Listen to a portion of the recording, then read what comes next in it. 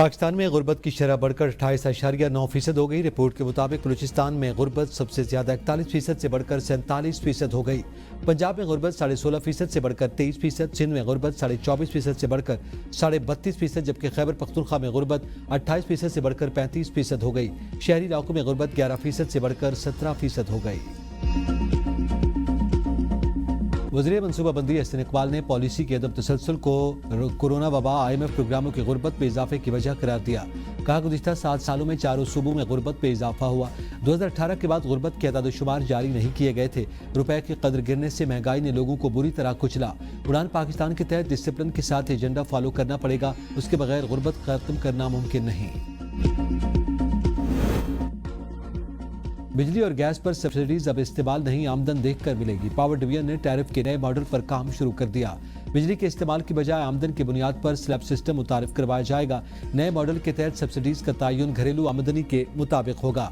इस्लाहात को IMF से किए गए वादों की रोशनी में हतमी शक्ल देने का अमल जारी।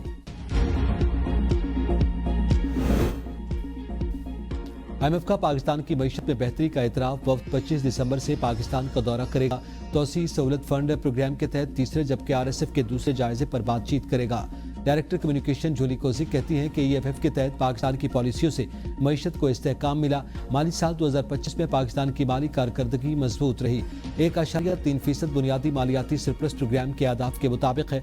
पाकिस्तान में महंगाई की शरह काबू में रही, जबकि माली साल 2025 में मुल्क ने 14 साल बाद पहली मरतबा करंट अकाउंट सरप्लस में रिकॉर्ड किया। अमरीकी वज़ीर ख़ारजा मार्को रूबियो की वज़ीर आज़म शहबाज शरीफ और नायब वज़ीर आज़म इसाक डार से मुलाकात। अमरीकी वज़ीर ख़ारजा ने सोशल मीडिया पर लिखा कि मुलाकात में स्ट्रेटेजिक ताल्लुकात, क्रिटिकल मिनरल्स डेवलपमेंट और इंसदाद दहशतगर्दी के अमूर पर बात हुई। गजा अमन मंसूबे में पाकिस्तान की मुआवनत और बोर्ड ऑफ पीस में शमूलियत पर पाकिस्तान को सराहते हैं।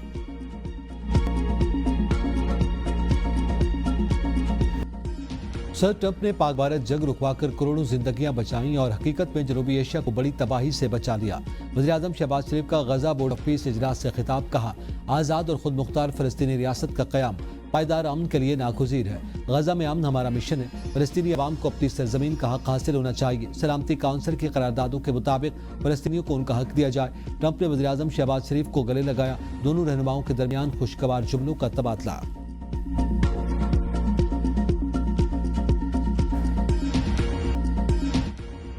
गजा अमन बोर्ड इजलास में 47 ममालिक के सरबराहान के सामने ट्रंप ने वज़ीर-ए-आज़म और फील्ड मार्शल की तारीफों के पुल बांध दिए। कहा मैं वज़ीर-ए-आज़म शहबाज शरीफ को बहुत पसंद करता हूँ। पाक भारत जंग के दौरान वज़ीर-ए-आज़म शहबाज शरीफ से ताल्लुकात मजबूत हुए। उन्होंने जंग रुकवाने और लाखों जिंदगियां बचाने पर मेरी तारीफ की। मैं उनका शुक्रिया अदा करता हूँ। पाक भारत जंग में 11 तैयारी गिराए गए। मैंने दोनों ममालिक से कहा जंग न रोको तो भारी टैरिफ लगाऊंगा। फील्ड मार्शल आसिम मुनीर बेहतरीन आदमी है। वो सख्त जान और अच्छे जंगजू हैं। मैं अच्छे जंगजुओं को पसंद करता हूँ।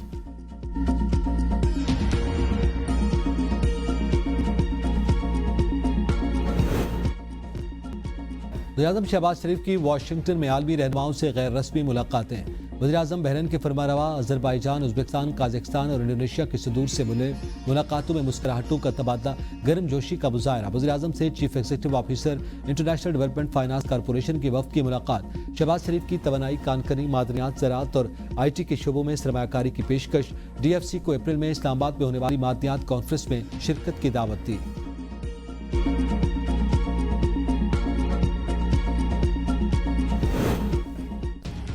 सदर ट्रंप का वज़ीर-ए-आज़म और फील्ड मार्शल की तारीफ करना फख्र की बात है।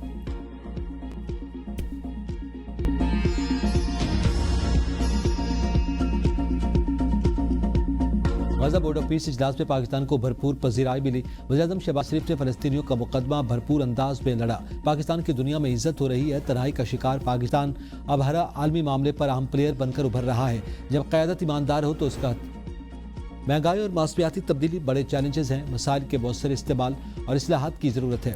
सदर ज़रदारी का आलमी यौम समाजी इंसाफ पर पैगाम। कहा सेहत, तालीम और खुराक तक रसाई यकीनी बनाने के लिए पुरज़्म है। बेनज़ीर इनकम सपोर्ट प्रोग्राम का बजट 716 अरब रुपए तक पहुँच गया। 1 करोड़ घरानों को माली मुआवनत फराहम की जा रही है।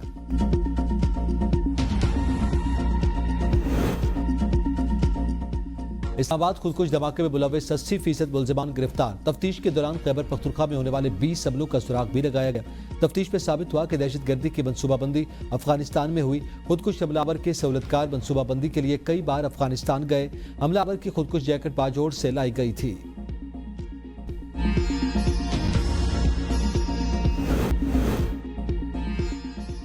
कराची सोल्जर बाजार के घर में गैस लीक के धमाके का मुकदमा दर्ज। बिल्डर इरशाद गिरफ्तार। साने का मलबा पहली बिल्डिंग के रिहायशी शाहिद पर डाल दिया। कहा घर एक तरफ से बंद था, शाहिद सिगरेट पीता था, उसकी माचिस जलाने से धमाका हुआ होगा। शाहिद के मुताबिक शहरी के वक्त माचिस जलाने पर धमाका हुआ। इमारत गिरने से 16 अफराद जाँ भाग, 15 जख्मी हुए। सोल्जर बाजार में गैर कानूनी तौर पर 40 गज की इमारत तामीर की गई थी। पाकिस्तान हॉकी फेडरेशन के एडाक सदर मोइनुद्दीन वानी ने ओहदे का चार्ज संभाल लिया। कौमी टीम के कप्तान हमाद भट्ट पर से पाबंदी फौरी तौर पर हटा दी। कहीं वर्ल्ड कप क्वालिफाइंग राउंड के लिए वक्त कम रह गया, इसलिए फौरी इक़दाम की जरूरत है। खिलाड़ियों से मुलाकात करके हॉकी की बेहतरी के लिए अहम फैसले करूंगा। वज़ीर-ए-आज़म शहबाज शरीफ ने PHF के सदर तारिक बुगटी का इस्तीफा मंजूर किया था।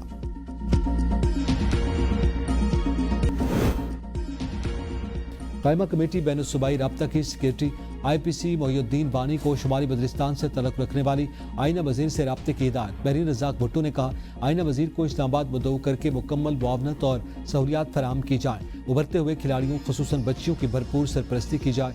नौजवान लड़कियां कौम के लिए उम्मीद के किरण है। टैलेंट को निखारने के लिए हुकूमती सतह पर हम मुमकिन ताउन यकीनी बनाया जाएगा।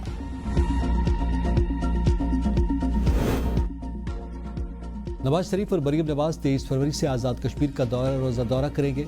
पार्टी क़यादत और कारकुनान से आम मुलाकातें शेड्यूल। नवाज शरीफ मौजूदा सियासी सूरत हाल, तंजीमी उमूर और आइंदा इलेक्शन की हिकमत अमली पर पार्टी रहनुमाओं से मुशावरत करेंगे। आम इंतखाबात के लिए टिकट की दरखास्तें जमा करवाने वाले उम्मीदवारों से भी मुलाकातें मुतवक्के।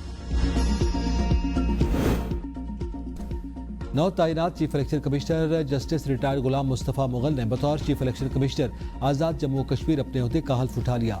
Chief justice Azad Jammu Kashmir justice Raja Saeed Akram Khan ने हल्फ लिया। हल्फ बर्दारी की तकरीब सुप्रीम कोर्ट बिल्डिंग मुजफ्फराबाद में हुई।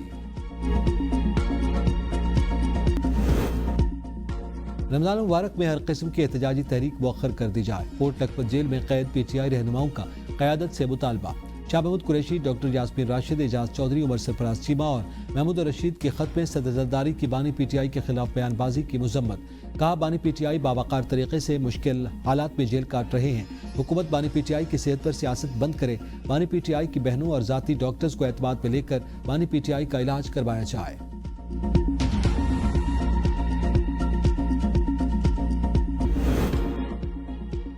वफाकी आईनी अदालत ने तामीराती कामों पर खैबर पख्तूनख्वा हुकूमत का टैक्स लगाना कानूनी करार दे दिया। Khyber Pakhtunkhwa sales tax on services act के खिलाफ अपीलें निपटा दी। जस्टिस आमिर फारूक ने तहरीरी फैसले में लिखा, 18वीं तरमीम के बाद सर्विसेज पर टैक्स लगाने का इख्तियार सूबों के पास है। वफाकी हुकूमत सिर्फ अशिया पर टैक्स लगा सकती है। रेवेन्यू अथॉरिटी ऐसे असूल बनाए जिसमें ठेकेदार के कुल बजट को सर्विसेज और सामान में अलग अलग बांटा जाए।